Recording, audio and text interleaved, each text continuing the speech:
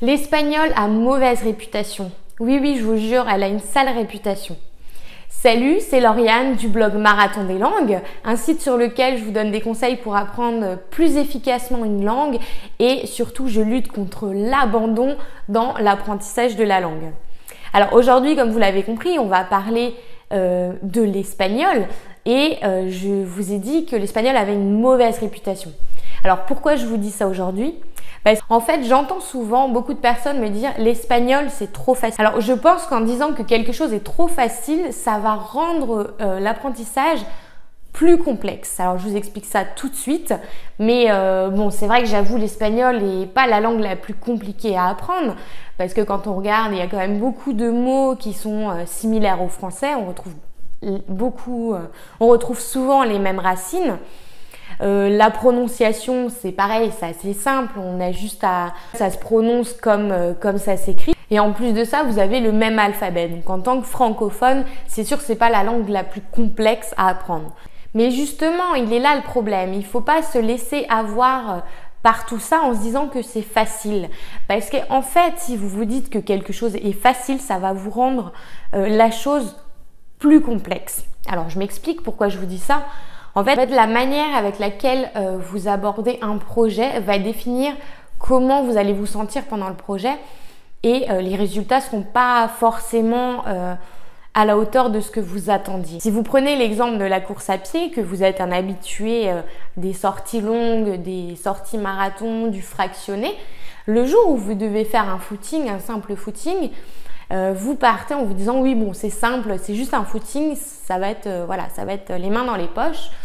Mais finalement, si ce jour-là vous n'étiez pas forcément en forme et vous ne le sentiez pas avant de partir, pendant votre footing vous dites mince, qu'est-ce que j'ai mal aux jambes, j'arrive pas à respirer.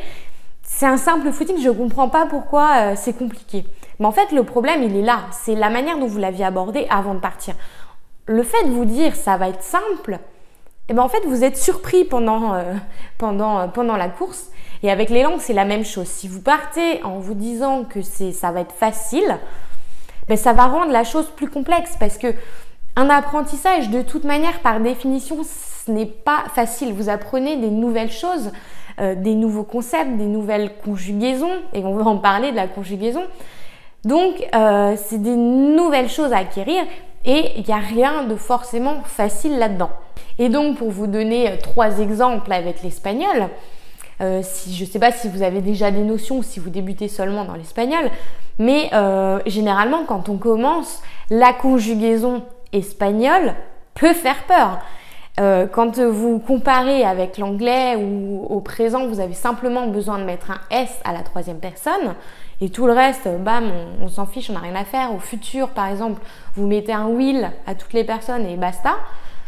Avec l'espagnol, c'est pas du tout comme ça. Vous avez déjà une terminaison à chaque sujet, une terminaison différente. Donc, je vous donne un exemple dans l'article que j'ai rédigé en complément de cette vidéo, que je vous mets juste en dessous de la vidéo. Vous allez le prendre au présent de l'indicatif. Chaque terminaison, chaque sujet aura une terminaison différente. Vous allez ensuite avoir tous les temps. Vous allez avoir le subjonctif. Il y a aussi énormément d'exceptions, et ça je vous laisse la joie de le découvrir.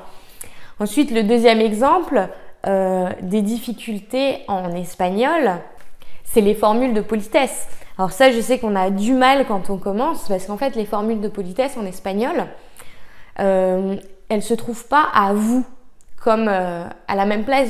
Elles ne se trouvent pas à la même place du vous comme en français. En fait, le vous espagnol, vous allez trouver à la 3e personne du singulier et du pluriel, le usted et le ustedes.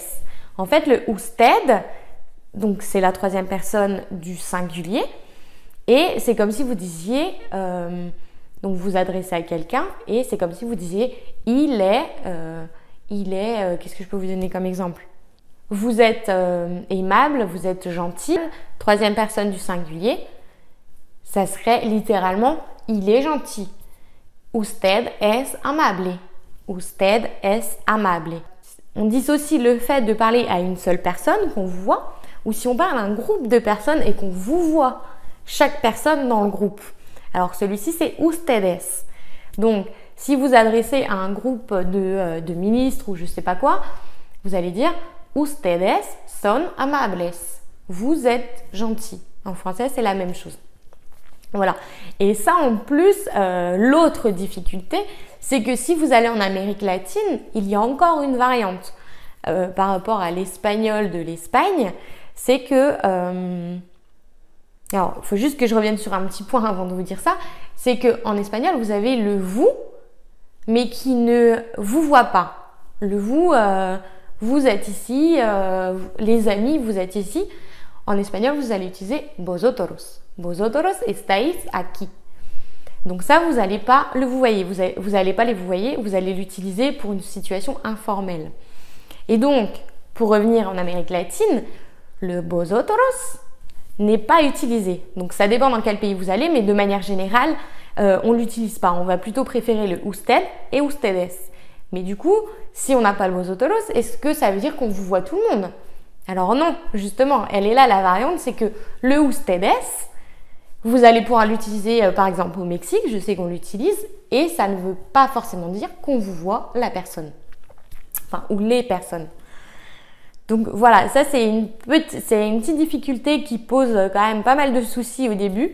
On se mélange un petit peu les pinceaux et on se demande voilà, dans quel ordre mettre tout ça. Ensuite, le troisième exemple de difficulté en espagnol, et pas des moindres, c'est le ser et estar. Alors, qu'est-ce que c'est que ça? En fait, ce sont deux verbes pour dire être. Alors oui, en français, le verbe être, on n'a qu'un seul verbe, mais en espagnol, on en a deux. Donc, ser et estar. En espagnol, on fait la différenciation d'une situation durable, d'une situation permanente ou d'une situation temporaire. Par exemple, si là tout de suite je suis contente parce que j'ai, je sais pas, j'ai gagné quelque chose, je vais dire estoy feliz. Estoy feliz. Je suis contente là tout de suite. Donc le verbe estar. Mais si je vous dis je suis contente tout le temps dans la vie, c'est ma manière d'être, je suis de nature contente et heureuse, je vais dire soy feliz. Soy feliz. Donc je suis contente tout le temps. Le verbe ser.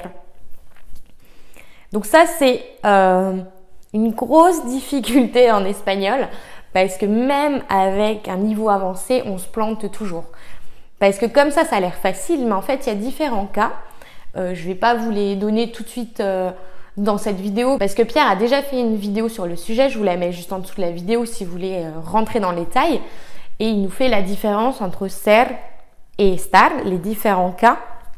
Mais la difficulté, c'est qu'il y a pas mal d'exceptions et dans certaines situations c'est un petit peu alambiqué. Donc je voulais partager cela avec vous pour vous prévenir, faire attention de ne pas vous faire avoir par tout ce qu'on entend.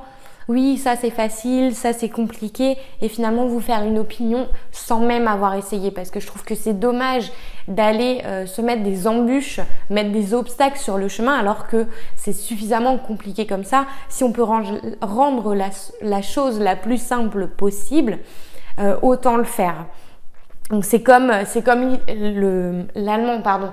C'est comme l'allemand qui a très mauvaise réputation, mais là dans le mauvais sens, parce que vous savez quand vous arrivez au collège et qu'on vous dit l'allemand c'est dur, c'est moche, c'est difficile, on n'aime pas.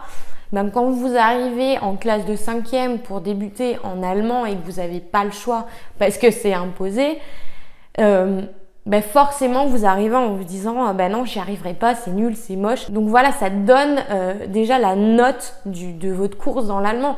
Ça part déjà négativement. Et dans l'espagnol, c'est le chemin inverse. On vous dit que c'est facile, c'est simple, donc vous commencez. Et finalement, quand vous êtes dedans, vous vous rendez compte que non, finalement, c'est pas aussi simple. Il y a des choses à apprendre, il y a des choses à comprendre. Et donc voilà, il faut en fait essayer de se mettre dans une bulle, c'est difficile, mais ne pas se faire avoir, entre parenthèses, par tout ce qui se dit. Faites-vous votre propre opinion. Il ne faut pas tout entendre, prenez-en, laissez-en. Alors je vous rappelle que vous pouvez télécharger le bonus gratuit qui se trouve juste en dessous de la vidéo. C'est un kit de démarrage pour bien démarrer justement avec l'apprentissage de votre langue, quelle qu'elle soit. Alors pourquoi je vous propose ça? Parce qu'en fait, la plupart des gens, quand ils commencent dans l'apprentissage d'une langue, ils démarrent trop vite et ça façonne en fait tout leur apprentissage qui malheureusement, la plupart du temps, s'arrête sur un abandon parce qu'ils n'ont pas mis en place les automatismes qu'il fallait dès le début. Donc voilà, je vous propose de recevoir ça gratuitement en le téléchargeant juste en dessous. J'espère que cette vidéo vous a plu et que vous allez démarrer votre apprentissage de l'espagnol sur les chapeaux de roue. Si vous aimez, évidemment, n'hésitez pas à liker et à partager cette petite vidéo. Abonnez-vous à la chaîne si vous voulez recevoir d'autres conseils.